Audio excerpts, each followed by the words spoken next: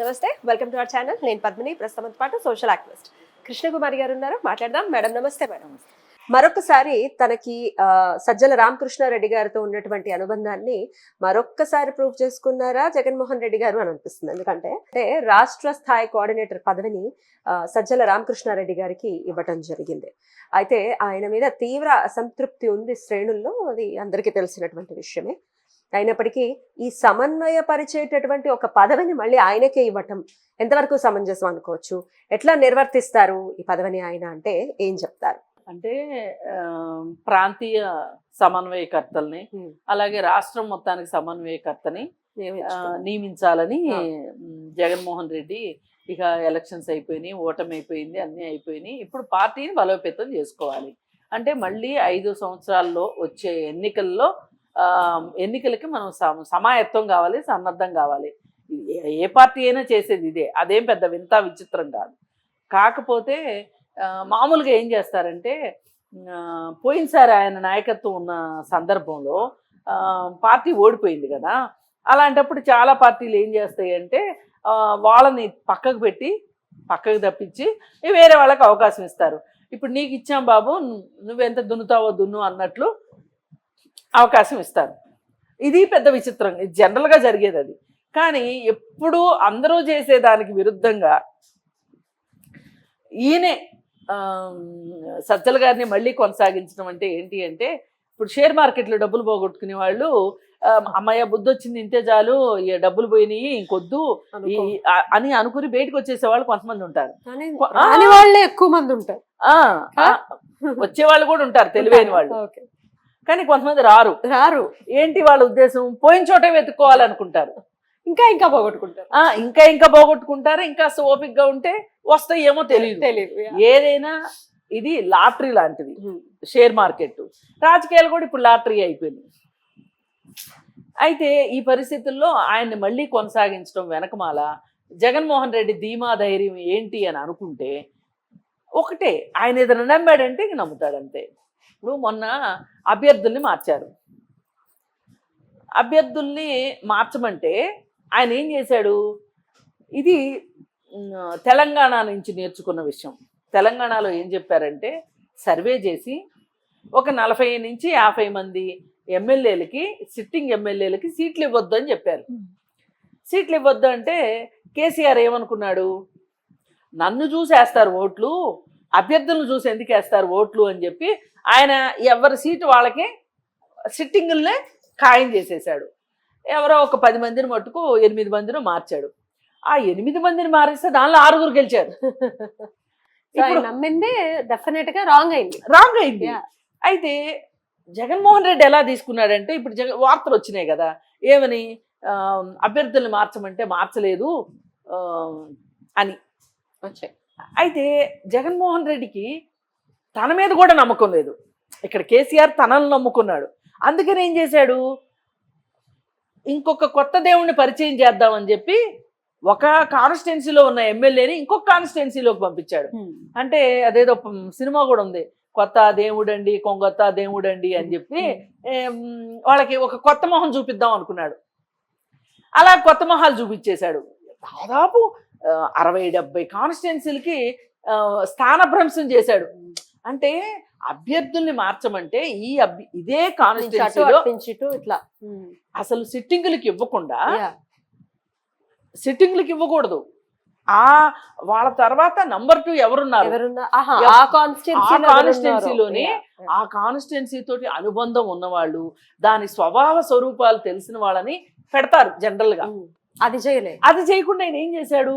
ఇప్పుడు నాకు తెలియదు, ఇప్పుడు కనిగిరి ఎమ్మెల్యే ఉన్నాడు అనుకోండి, ఆయన అదే జిల్లాలో ఇంకొక కాన్స్టిట్యున్సీకి మార్చాడు.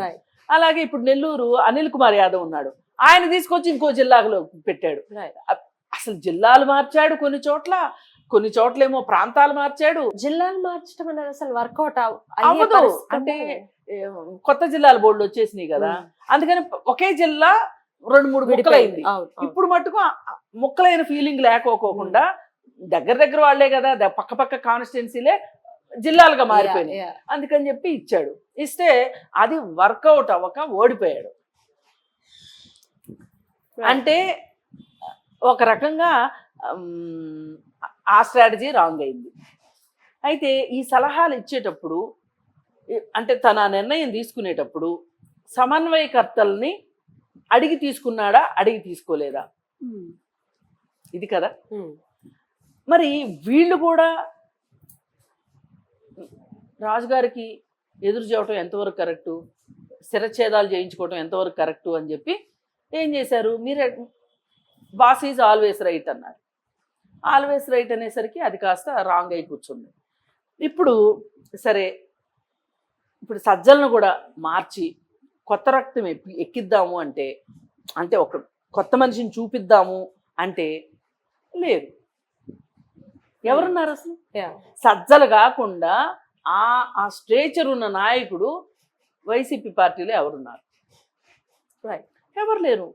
పెద్దిరెడ్డి రామచంద్రారెడ్డి తప్పితే ఎవ్వరూ లేరు. అయితే పెద్దిరెడ్డి రామచంద్రారెడ్డి తోటి ప్రాబ్లం ఏంటి అంటే, ఆయన కనిపించిన వాళ్ళతో అలా తగాద పెట్టుకుంటాడు. ఇప్పుడు రోజాకి ఆయనకి అసలు పడదు. ఒకే నియోజకవర్గం, అంటే ఒకే జిల్లా. ఈ ఒకే జిల్లా అయితే ఈయన పెత్తనం ఎలా ఉంటుందంటే, రోజా మీద కక్ష కట్టి ఏం చేశాడు, రోజాకి ఎవరైతే వ్యతిరేకంగా ఉంటారో వర్గాలు ఉంటాయి కదా, ప్రతి పార్టీలోనూ ఉండేది, అది పాపం ఒక్క వైసీపీలోనే ఉంది అనుకోవడానికి లేదు. అయితే ఆమెకి వ్యతిరేక వర్గాల వాళ్ళని, ఆమె నియోజకవర్గం కాని వాళ్ళని అందరినీ కలిపేసేసి అక్కడ ఒక డ్రామా చేసేసి ఆమె మొత్తుకుంది. ఏమండి, పెద్దిరెడ్డి రామచంద్రారెడ్డి వల్ల నేను ఓడిపోయేటట్లున్నాను అని జగన్మోహన్ రెడ్డి చెప్తే జగన్మోహన్ రెడ్డి పట్టించుకోకుండా పెద్దిరెడ్డి రామచంద్రారెడ్డికి ఆయన్ని మందలించలా. రోజా ఓడిపోయింది. సరే, ఎలక్షన్లు అయిపోయిన తర్వాత వచ్చి జగన్మోహన్ రెడ్డి దగ్గర మొరపెట్టుకుంది రోజా, రుజువులతో సహా మొరపెట్టుకుంటే, నాకు అక్కడ మాట్లాడాలంటే భయం వేస్తుంది అన్నయ్య, అందుకే నీ దగ్గరకు వచ్చి చెవులో చెప్తున్నాను, నన్ను కొంచెం కడుపులో పెట్టుకోమని అడిగింది. అంటే ఆయనకే ఫోన్ చేసి ఇలా 2-3 నియోజకవర్గాల్లో జరిగినాయి, ఎవరి మీద అయితే వచ్చి కంప్లైంట్లు చేస్తున్నారో వాళ్ళకే ఫోన్ చేసేసి చెప్పేస్తున్నాడు. చెప్పేస్తే వీళ్ళు అక్కడికి వెళ్ళి అక్కడ ఊరుకుంటారా? వాళ్ళు మీసం మెలేసి, ఏంటి మా మీద వెళ్ళి కంప్లైంట్లు చెప్తున్నావంటే, తాడేపల్లి వెళ్ళి నువ్వేం రోజు తాడేపల్లిలో ఉంటావా, మళ్ళీ వచ్చి ఇక్కడే కదా ఉండాలి, ఈ నా జిల్లాలోనే కదా ఉండాలి, నేను మోనార్క్ని, ఇక్కడ పురుషాధిక్యత, ఇక్కడ పురుషాధిక్యత. ఇప్పుడు ఈ రోజా అనే మనిషి లేకపోతే అక్కడ ఆయనకి సంబంధించిన ఒక మగ మహారాజును పెట్టేసేసి ఆయన పబ్బం గడుపుకోవాలని అతని ఉద్దేశం. ఇలా వర్గపోరు ఎక్కువైంది, అందుకే ఓడిపోయారు. ఇన్ని జరుగుతున్నాయి. మరి అదే పెద్దిరెడ్డి రామచంద్రారెడ్డికి ఈరోజు నువ్వు పగ్గాలు ఇచ్చావు. వీటన్నిటిని సమన్వయం చెయ్యలేని సజ్జల రామకృష్ణారెడ్డికి మళ్ళీ నువ్వు పదవి ఇచ్చావు. అంటే ఎందుకు జరుగుతుంది ఇలా అంటే, క్యాడర్ లేరు, సమన్వయం చేయగలిగిన నాయకులు లేరు. ఎప్పుడు వస్తారు నాయకులు? పదవి ఉన్న రోజున బోలెడు మంది వచ్చి చేరతారు. చెరువులో నీళ్లుంటే కొంగలు వస్తాయి అంటారు చూసారా, అట్లా వస్తారు. మరి చెరువులో నీళ్లు లేవు, కొంగలు నీళ్లు చోటకి వెళ్ళిపోతాయి.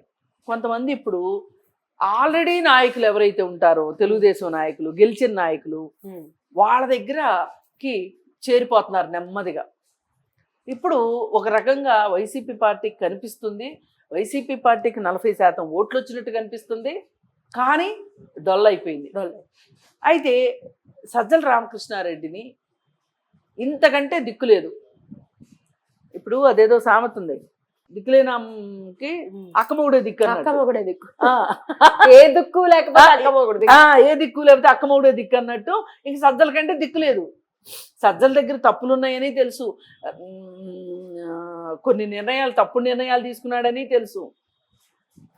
అలాగే వాళ్ళ అబ్బాయి వల్లనే సోషల్ మీడియాలో ఇవాళ ఈ కేసులు ఎదుర్కొంటున్న వాళ్ళందరూ సజ్జల భార్గవరెడ్డి వచ్చిన తర్వాతనే చాలా విచ్చలవిడితనం ఎక్కువైపోయింది, తెగించేశారు వీళ్ళు.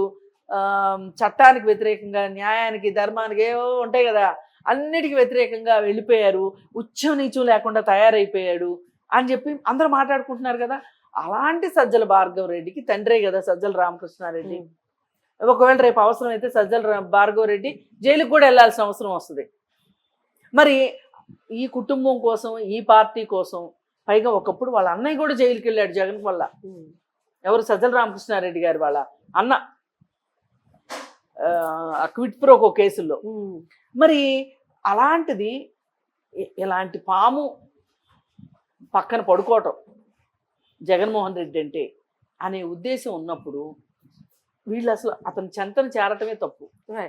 చేరిన తర్వాత ఇప్పుడు జైళ్ళు, శిక్షలు ఇవన్నీ చాలా మామూలు అయిపోయినాయి.